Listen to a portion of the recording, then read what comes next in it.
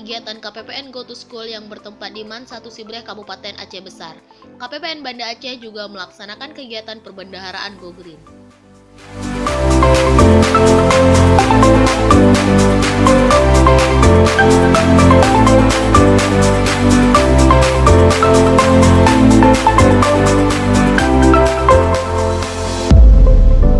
Untuk lebih menyemarakkan Hari Bakti Perbendaharaan 2018, 12 batang pohon pinus laut dibawa oleh kru KPPN untuk ditanam di pekarangan Sekolah Man 1 Sibreh.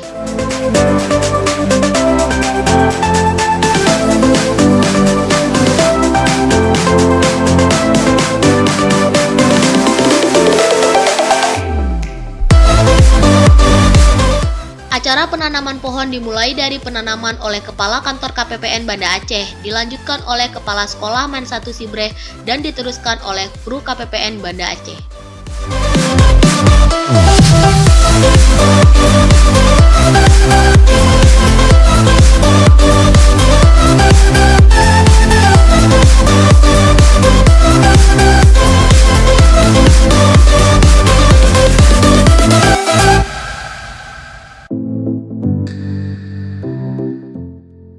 Walaupun dengan jumlah pohon yang tidak banyak, diharapkan penanaman pohon di sekolah dapat memberikan contoh tentang pentingnya arti pohon kepada para siswa dan lingkungan sekolah.